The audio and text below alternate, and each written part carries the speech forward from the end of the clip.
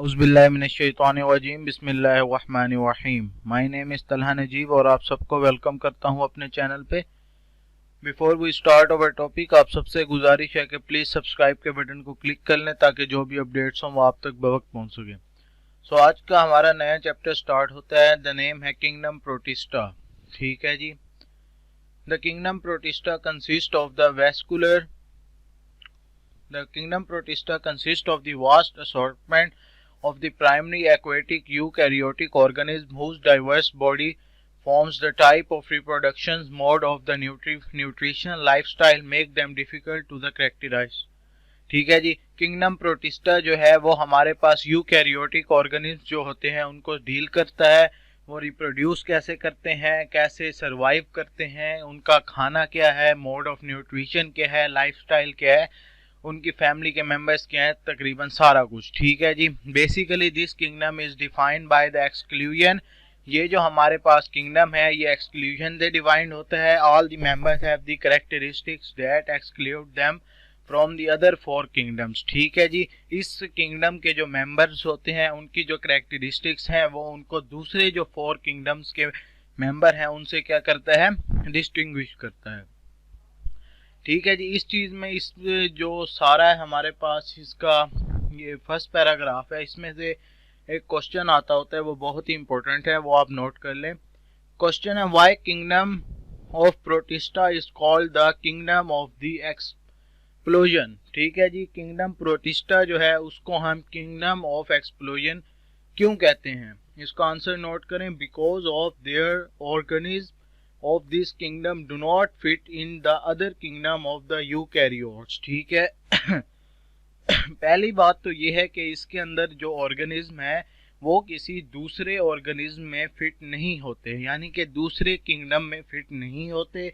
Number second है उनका जो लाइफ स्टाइल है वो किसी दूसरे किंगडम के ऑर्गेनिज्म के साथ मैच नहीं होता। नंबर थ्री है हमारे पास मोड ऑफ जो रिप्रोडक्शन है वो डिफरेंट होता है। उसके बाद है जी बॉडी का फॉर्मेशन जो है वो डिफरेंट है और हैबिटेट जो है उनका वो डिफरेंट है। और क्या है जी, मोड ऑफ लोकोमेशन, उनका एक जगह से दूसरी जगह जो नकल मकानी करने का सिस्टम है वो डिफरेंट है।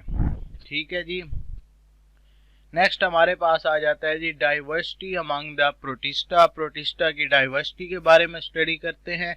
During course of evolutionary history, organisms in the kingdom Protista have the evolved diversity in their।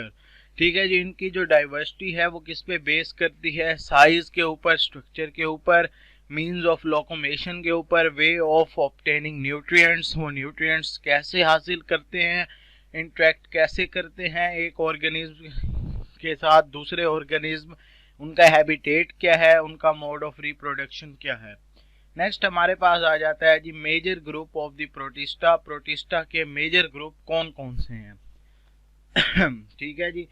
Major हमारे पास सबसे पहला ग्रुप आ जाता है जी किंगडम प्रोटोजोआ। ठीक है जी। Animal like protist. All protozoans are unicellular. जितने भी प्रोटोजोआ हमारे पास होंगे वो यूनिसेलुलर होंगे, यानी कि सिंगल सेल वाले होंगे। Most ingest their food by the endocytosis. ज़्यादातर अपना फूड जो इंजेस्ट करते हैं वो एंडोसाइटोसिस के जरिए करते हैं। Summary of protozoa diversity is given below. ये उनका क्या है जी हमारे पास टेबल दिया हुआ है। कॉमन नेम अमेबा आता है इसमें। इसकी फॉर्म कैसी होती है, यूनिसेलुलर होती है, कोई डेफिनेट शेप नहीं होती। ठीक है जी। ये लोकोमेशन किसके थ्रू करता है, स्यूडोपोड्स के थ्रू करता है। और एग्जाम्पल आ जाता है अमेबा वगैरह और एंटामेबा। नेक्स्ट हमारे पास आ जाता है जी ज़ूफ्लैजिलेट्स। ज़ूफ्लैजिलेट्स क्या होते हैं, यूनिसेलुलर होते हैं, एक से ज़्यादा फ्लैजिला भी होते हैं। इस एग्जाम्पल आ जाती है जी ट्राइपोनोसोमा और यूग्लेना। नेक्स्ट हमारे पास आ जाता है एक्टिनोपोड। एक्टिनोपोड क्या होते हैं जी, यूनिसेलुलर होते हैं। लोकोमेशन का वे क्या है, प्स्यूडोपोड्स होते हैं। एग्जाम्पल आ गया हमारे पास रेडियोलैरियन। नेक्स्ट हमारे पास आ जाता है जी फोरामिनिफेरा। ठीक है। ये यूनिसेलुलर है, कैसे लोकोमेशन करता है, प्स्यूडोपोड्स के जरिए। एग्जाम्पल आ जाता है फोरम्स।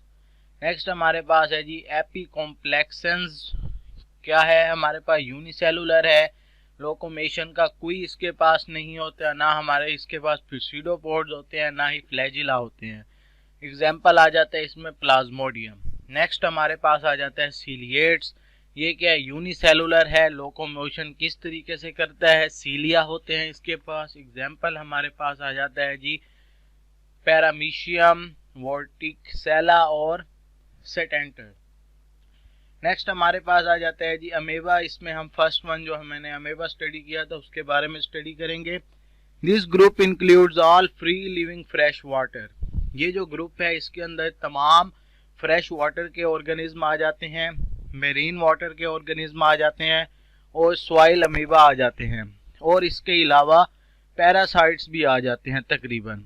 अमीबा लैक फ्लैजिला, इसके अंदर फ्लैजिला होता है एंड नहीं होता sorry and move by forming. और ये कैसे मूव करता है, इसके साइटोप्लाज्मिक प्रोजेक्शंस यानी कि स्यूडोपोडिया के जरिए ये एक जगह से दूसरी जगह जाता है, लोकोमोशन का वे होता है।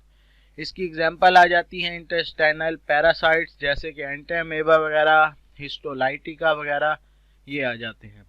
नेक्स्ट हमारे पास दूसरी चीज है, हमारे पास एक जाइंट अमीबा। ठीक है, ये येलो बॉक्स चेक करें आप। जाइंट अमीबा क्या होता है?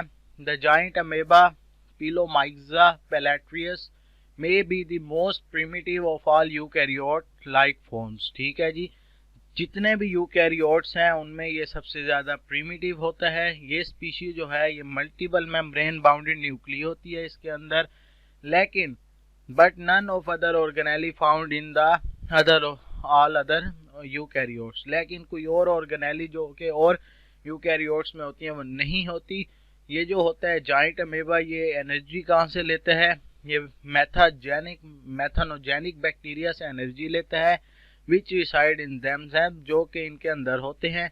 जाइंट अमीबा जो है वो इनहिबिट करता है कहाँ पे? मड के ऊपर, फ्रेश वाटर की जो बॉटम होती है या पॉन्ड्स वगैरह। They contribute to the degradation of the molecule, जहाँ पे ये कंट्रीब्यूशन अपनी परफॉर्म करती हैं कहाँ पे? Degradation of the organic molecule. ये हमारे पास डायग्राम भी दी हुई है।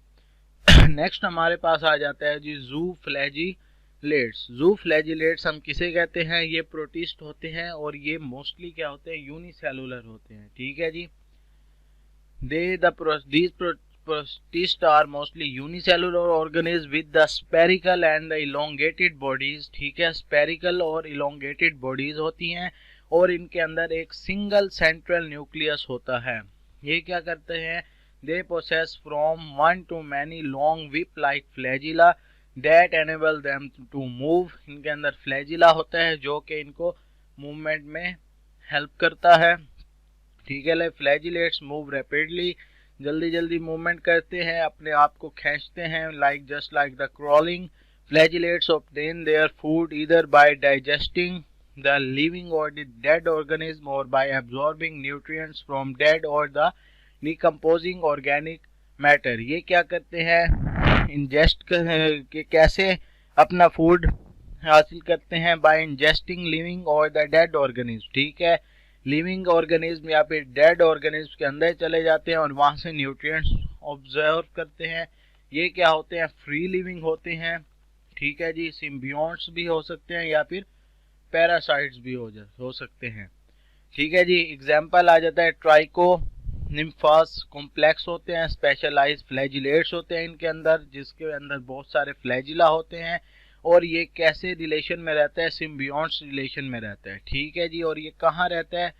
गट्स ऑफ टर्माइट में and help in digestion of dry would. ठीक है, सिम्बियोट रिलेशन क्या होता है? आप होस्ट के अंदर रहते हैं और उससे फूड हासिल करते हैं, इन रिटर्न आप होस्ट को भी कोई फायदा पहुंचाते हैं। तो ये क्या करता है? टर्माइट्स की गट्स में रहता है और खुद तो टर्माइट से फूड हासिल करता है, एनर्जी हासिल करता है, लेकिन उसके नतीजे में या उसके रिटर्न में टर्माइट को क्या ये देता है? टर्माइट को वुड की डाइजेशन में हेल्प करता है। ठीक है जी, पैरासिटिक अगर फ्लैजिलेट्स की बात करें तो वो क्या करते हैं? डिजीज कोज करते हैं। पैरासाइट वो होते हैं जो होस्ट के साथ मिलकर उसको नुकसान भी पहुंचाएं और उससे एनर्जी भी हासिल करें। इसके एग्जांपल में हमारे पास आ जाता है ट्रिपनोसोमा, ये क्या है, ह्यूमन पैरासाइट है और कॉजिंग अफ्रीकन स्लीपिंग सिकनेस, और ये अफ्रीकन स्लीपिंग सिकनेस को कॉज करता है।